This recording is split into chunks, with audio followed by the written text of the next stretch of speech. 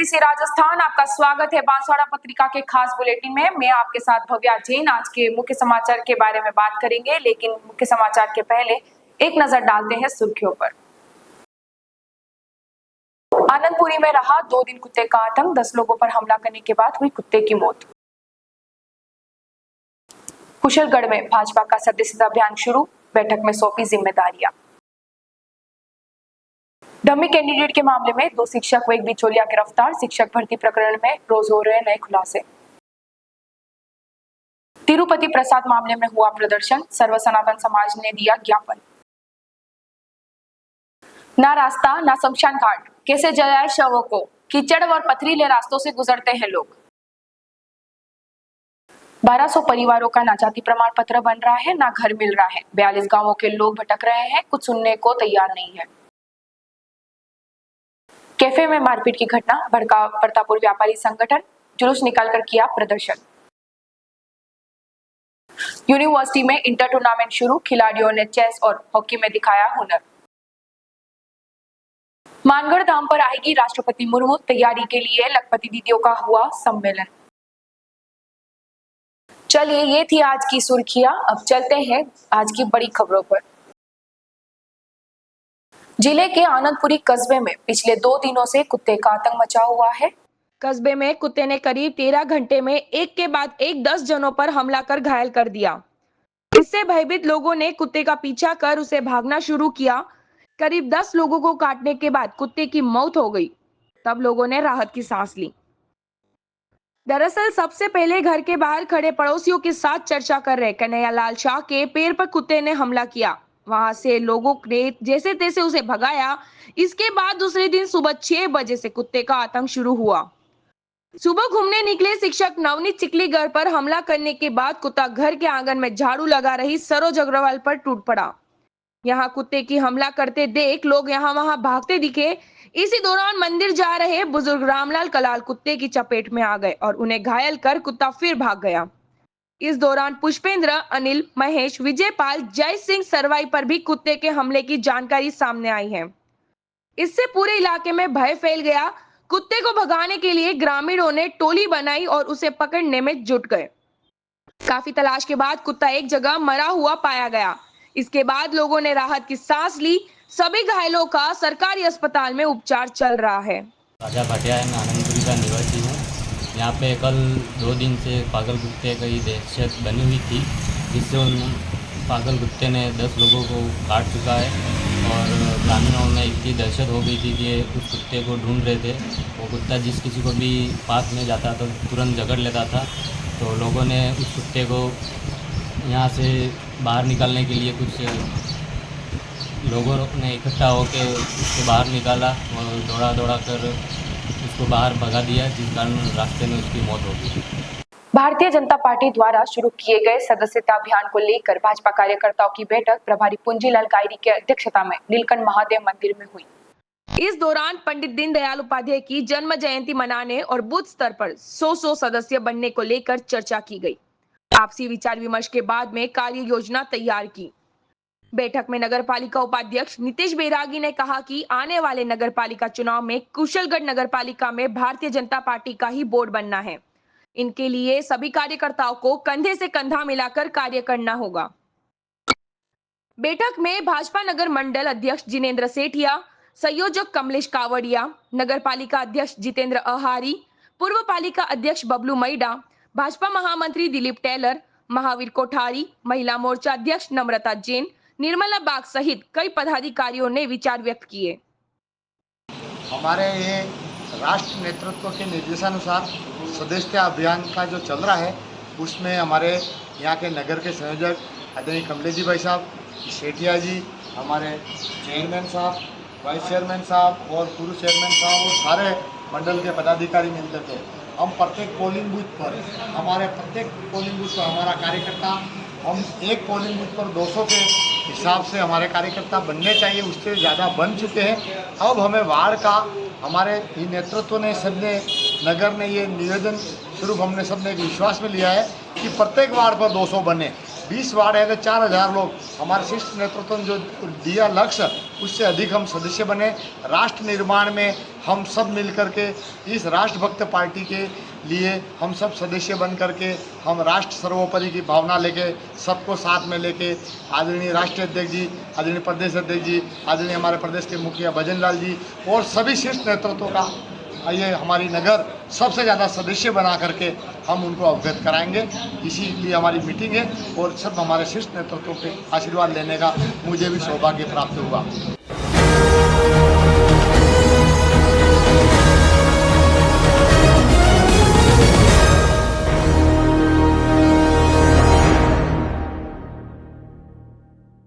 शिक्षक भर्ती घोटाले के मामले में रोज नए खुलासे हो रहे हैं। बांसवाड़ा पुलिस ने डमी परीक्षार्थियों को बिठाकर नौकरी हासिल करने वाले 2 शिक्षक सहित एक दलाल को गिरफ्तार किया है।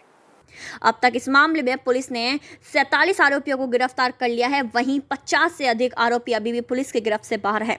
पुलिस महानिरीक्षक एस परिमला, पुलिस अध्यक्ष हर्षवर्धन अग्रवाल, अति पुलिस अध्यक्ष डॉक्टर राजेश भारद्वाज के आदेश अनुसार कोषागल डिप्टी शिवन्या सिंह और बागीदोरा के विजय चौधरी के नेतृत्व में ये टीम का गठन किया गया है। पुलिस अध्यक्ष ने बताया कि जिला शिक्षा अधिकारी शम्मे फरोजा बतुल अंजुम ने पुलिस थाना सज्जनगढ़ में डमी अभ्यर्थी से परीक्षा दिलाकर शिक्षक की नौकरी हासिल करने वाले आरोपी अमर सिंह व ललित कुमार के विरुद्ध मामला दर्ज कराया था। पुलिस ने दोनों आरोपियों के साथ ही दलाल मुकेश पंडा को भी गिरफ्तार कर लिया है। आरोपी शिक्षक ने रीट परीक्षा वर्ष 2015 तथा 2017 की परीक्षा के आवेदन पत्रों में डमी अभ्यर्थियों के फोटो लगाकर उनसे परीक्षा दिलवाई थी। इसके बाद 2017 व 2018 के प्रमाण पत्र लगाकर नौकरी हासिल कर ली थी। उनके मूल दस्तावेज की जांच के बाद पूरा मामला सामने आया। तिरुपति बालाजी मंदिर के लड्डू में मिलावट का मामला दूसरे दिन भी गर्म रहा। शहर के सनातन समाज के लोगों ने प्रदर्शन कर जुलूस निकाला और जिला कलेक्टर को ज्ञापन सौंपा। विप्र फाउंडेशन बांसवाड़ा के आह्वान पर जहां मंगलवार रात को शहर में मशाल जुलूस निकालकर विरोध किया गया, वहीं बुधवार को सुबह जिले भर के सनातन समाज के लोग बांसवाड़ा में त्र्यंबकेश्वर महादेव मंदिर पर एकत्रित हुए। यहां से एक रैली निकाली गई और सभी नारे लगाते हुए जिला कलेक्ट्रेट पहुंचे। इस प्रदर्शन में जिले भर के 30 से अधिक समाज के लोग बड़ी संख्या में शामिल हुए। संयुक्त सनातन हिंदू समाज की ओर से जिला कलेक्ट्रेट को ज्ञापन सौंपा गया, जिसमें कहा गया कि सभी मंदिरों को सरकार के अधिग्रहण से मुक्त किया जाए और सनातन समाज को सौंपा जाए। मंदिरों के संचालन की समस्त व्यवस्था सनातन समाज को देने की मांग की गई। इसके साथ ही केंद्र सरकार से जल्द सनातन संरक्षण बोर्ड को गठन करने की मांग की गई। समाजजनों का कहना था कि धार्मिक और सांस्कृतिक धरोहर की रक्षा उन्हें सनातनी सिद्धांतों के अनुसार संचालित करना जरूरी है। ज्ञापन में इस बात पर भी जोर दिया गया कि मंदिरों की स्वतंत्रता और पारंपरिक व्यवस्थाओं को पुनः बहाल करना सनातन धर्म के संरक्षण के लिए आवश्यक है। विषय तो पर्याप्त योगी जी ने रख दिया। जो तिरुपति बालाजी के मंदिर में यहाँ पर अधिकारियों को नियुक्ति करने का अधिकार सरकार को रहता है और इसके कारण से वहाँ पर अभी भी जिस प्रकार से विधर्मियों को वहाँ पर बैठा देते हैं और उसी का परिणाम है कि वहाँ पर प्रसाद के अंदर ये सब प्रकार के थूक भी डाल करके उसके अंदर मीट भी डाल करके और जिस प्रकार से भ्रष्ट किया है, मंदिर को भी भ्रष्ट किया है और सनातनियों को भी भ्रष्ट किया है, यह बहुत कुकृत्य है। इसी के कारण से यहाँ से हमारे जो ज्ञापन है सर्व समाज ने दिया है और हम प्रधानमंत्री जी से यही निवेदन करना चाह रहे हैं माध्यम से, कलेक्टर महोदय के माध्यम से, कि अब इसके ऊपर संज्ञान लिया जाए, अन्यथा संपूर्ण देश का हिंदू समाज जागृत होगा, जिसका परिणाम जो भी कुछ होना है वह सामने आएगा। इसलिए हम सबको मिल करके इस सनातन धर्म की रक्षा करना आज की बहुत आवश्यकता है। इसी को लेकर के ज्ञापन दिया है। जीते जी आदमी को सरकारी सुविधा ना मिले तो भी वह किसी तरह गुजारा कर लेता है, लेकिन मरने के बाद अंतिम संस्कार की सुविधा ना मिले तो क्या किया जाए। जीते जी आदमी को सरकारी सुविधाएं ना मिले तो भी वह किसी तरह गुजारा कर लेता है, लेकिन मरने के बाद अंतिम संस्कार के लिए भी सुविधा ना मिले तो क्या किया जाए। ऐसा ही एक मामला बांसवाड़ा जिले के सोनपुर ग्राम पंचायत में सामने आया है। यहाँ बुधवार सुबह गाँव के एक व्यक्ति की मृत्यु हो गई। उनके अंतिम संस्कार के लिए जब रिश्तेदार और ग्रामीण एकत्र हुए तो उन्हें शमशान घाट तक पहुंचने के लिए भारी संकटों का सामना करना पड़ा। गांव की डायरेक्टर केसर देवी ने बताया कि आजादी के इतने सालों बाद भी यहाँ शमशान घाट व वहां तक जाने वाली कोई सड़क नहीं बनाई गई है। स्थिति इतनी गंभीर है कि मोक्ष धाम तक पहुंचने के लिए लोगों को विकट परिस्थितियों का सामना करना पड़ता है। रास्ता इतना खराब है कि एक व्यक्ति का सही तरीके से चल पाना भी मुश्किल है और उसी रास्ते पर 4 कंधों पर शव लेकर शमशान घाट तक पहुंचना पड़ता है।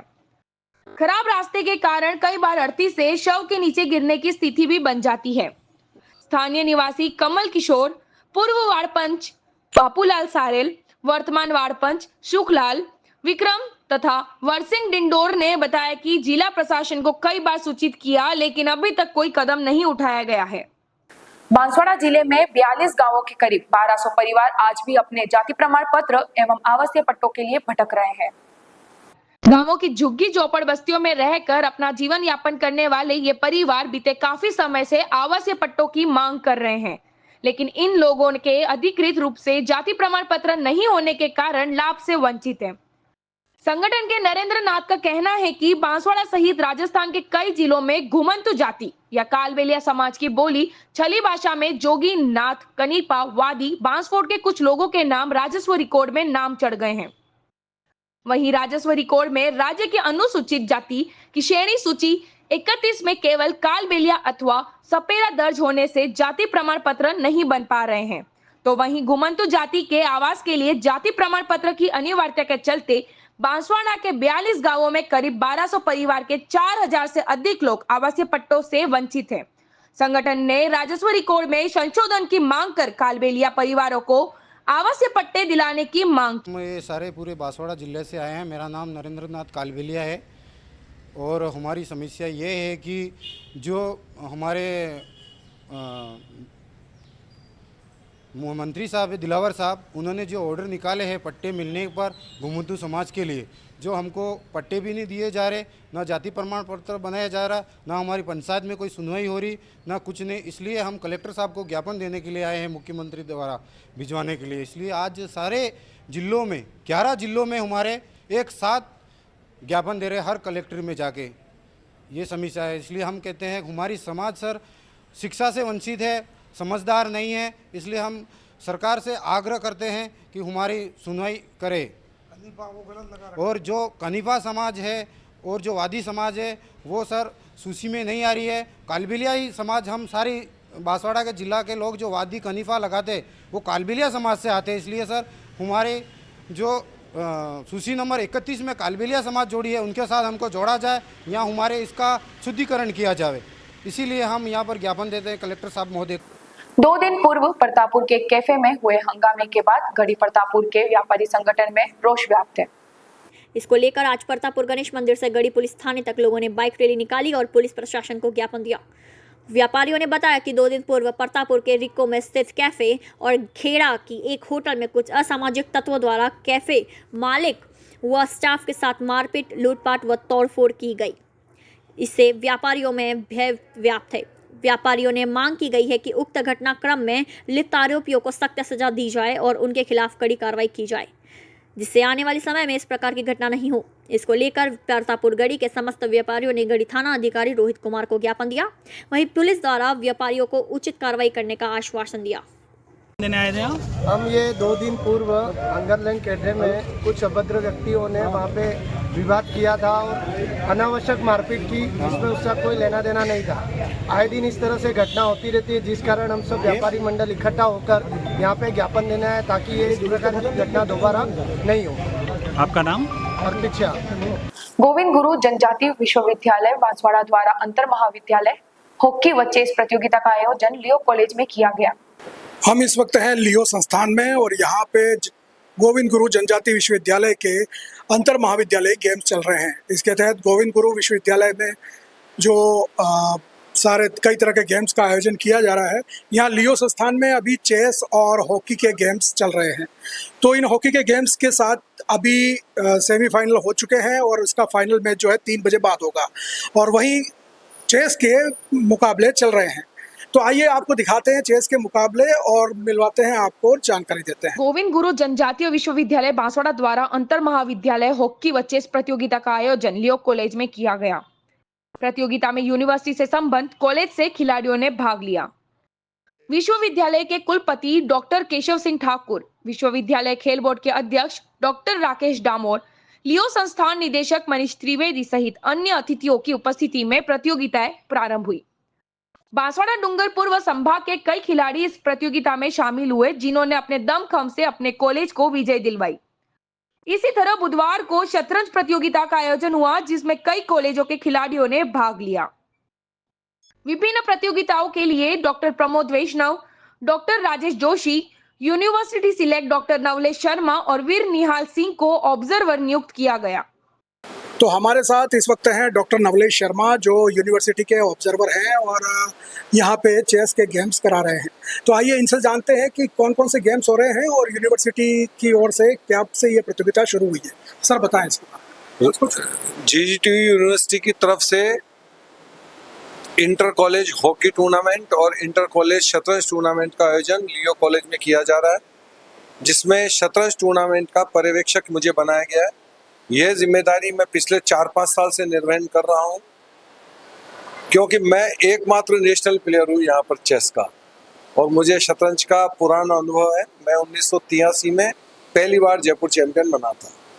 इस टूर्नामेंट में गर्ल्स में 4 टीमें तथा बॉयज़ की ओर से 10 टीमें भाग ले रही थी, जिसमें 30 लड़कियों तथा 50 लड़कों ने भाग लिया। सर अभी यहाँ पे और कौन कौन से गेम्स हो रहे हैं यूनिवर्सिटी की तरफ से जो कराए जा रहे हैं?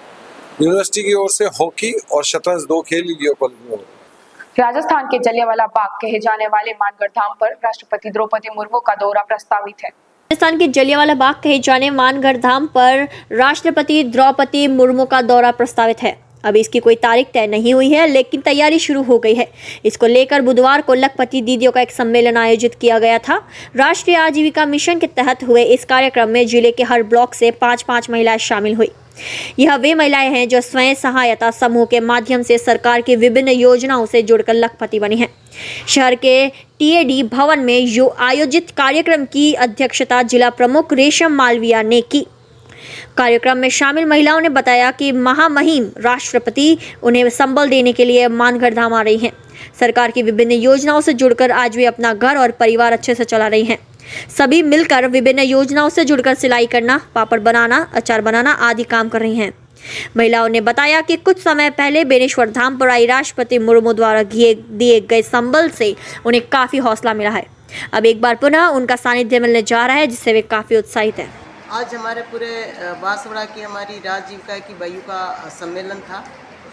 हम ऐसे ब्लॉक स्तर पे मीटिंग करते ही हैं, पर आज पूरे बांसवाड़ा की हमारे 5 विधानसभा है, 5 विधानसभा की सभी हमारी मैनेजर हैं जो बड़े हैं, उनको एक एक ब्लॉक से 5-5 को हमने बुलाया। आज हम सब ने मिल के उनकी समस्याएं भी सुनी। सरकार उनको आगे बढ़ाना चाहती है, लखपति दीदी बनाना चाहते हैं। आपने देखा होगा पहले राष्ट्रपति जी भी आई थी बेनेश्वर धाम पे, पहले राजजीविका के नाम से थे, अब लखपति दीदी के नाम से। तो यहाँ पे हम सबसे संवाद कर रहे थे कि आप क्या कर रहे हो और क्या करना चाहते हैं आगे, और क्या कर सकते हैं और कैसे अपने पैरों पे खड़े हो सकते हैं। और सरकार उनको लोन देती है। हमने अभी कहा कि अचार बनाएंगे, पापड़ बनाएंगे, साड़ी भी की दुकान भी डालेंगे, मुर्गा पालन, बकरी पालन, और ये धनुष बाण, अभी बहुत सारे हमारे ACO साहब ने भी बताया, हमारी बहनों ने भी बताया। और ये कह रहे थे हाँ, कभी घर से घूंघट में रहने वाली भैया आज हम दिल्ली तक पहुंच गई। तो ये सुन के हमको बहुत अच्छा लगा कि हम राष्ट्रपति भवन तक भी जाए, और हमने कभी ट्रेन नहीं देखी थी, हम ट्रेन में बैठ के भी आए। तो मैं उनको यही कह रही हूँ कि ट्रेन में नहीं, हमारी माता बहनें अंतरिक्ष के अंदर भी गई है, तो आपको भी कभी ऐसा मौका मिलेगा, आप हवाई जहाज़ में बैठोगी, पर एक एक पैसों की बचत हमारी माता बहनें करती है। पुरुष भाई है वो पैसे खराब कर देते, पर हमारी माता बहनें वो घर चलाती है, परिवार चलाती है, एक एक पैसों की बचत करती है। और साथ में ये एक हाथ से गाड़ी नहीं चलती, 2 हाथ से चलती है। पैसा कोई भरता है, कोई नहीं भरता है, तो वो समूह टूट जाएंगे। सभी को समझा के समय पे पैसा भरना है, जो लोन मिलता है समय पे काम करना है। और आज सबको मिल के मुझे बड़ी खुशी भी हुई है। और उसके साथ में अभी हम सुन रहे हैं कि राष्ट्रपति जी उदयपुर भी आ रही है और मानगढ़ की धरती पे भी आने का प्रस्तावित दौरा है, और हमारी लखपति दीदी को वो वहाँ पे संबोधित करेंगे। और ये सभी बातों को लेके हमने पूरे बांसवाड़ा की, और सबसे ज़्यादा हमारे पूरे राजस्थान में सबसे ज़्यादा अगर लखपति दीदी है तो बांसवाड़ा जिले को, और सबसे अच्छा काम कर रही है तो हमारी बांसवाड़ा की बहनें काम कर रही। तो हमको खुशी है और हमारी माता बहनें और आगे बढ़े और अपने परिवार को भी आगे बढ़ाए और सक्षम बने। इसलिए आज हमने सबने बुलाया और हम चाहते हैं कि हमेशा हम 2-3 महीने में एक बार उनकी बैठक करें, उनकी समस्याएं भी सुने। यहाँ कुछ बातें भी निकल के आई कि हमारे मीटिंग के लिए हमारे हॉल नहीं है, हमारे कुछ सुविधाएं नहीं है। तो आज डबल इंजन की सरकार है तो हमने कहा कि पहले ज़मीन आप ढूंढो, उसके बाद में हम आपको भवन बनाने का पैसा TIDA विभाग से दिलाएंगे। ये बात भी हमने उनकी बातें भी सुनी है। उसके साथ में जब भवन का पैसा मिलेगा पर कहीं स्कूलें खाली है, सामुदायिक भवन है, वहाँ पर भी हम उनको शिफ्ट कर सकते हैं। तो आज सबको देख के आप देख भी रहे हो और हमने ज़्यादा नहीं बुलाई है, एक क्लस्टर से 5-5 बहनों को ही बुलाया है, ज़्यादा नहीं बुलाई, क्योंकि यहाँ 1,24,000 अभी लखपति दीदी बनी, वैसे तो 2 लाख ऊपर है, पर जो अभी बनी है, जो सरकार ने नया घोषणा किया लखपति दीदी, तो 1,24,000 हमारी बहनें हैं। अभी आप सुन रहे थे कि वो बोल रहे थे कि हम घर से कभी बाहर नहीं निकलती थी, आज हम बैंक में भी जा रहे हैं, मैनेजर भी हमको पहले बुलाते हैं, हमारा काम भी हो रहा है, हम मैनेजर का काम भी करते हैं, कैशियर का काम भी करते हैं, लेन देन का काम भी करते हैं, केस बुक भी एंट्री करते हैं। वो घूंघट में रहने वाली भैया आज मैनेजर का काम करती है, उनके अलग अलग क्लस्टर बने हुए अलग अलग नाम से हैं, तो खुशी भी है और हमारी बहनें आगे बढ़े, इसलिए आज हमने बुलाया था। ये थी आज की बड़ी खबरें। ऐसी ही अपडेट के लिए देखते रहिए BBC राजस्थान।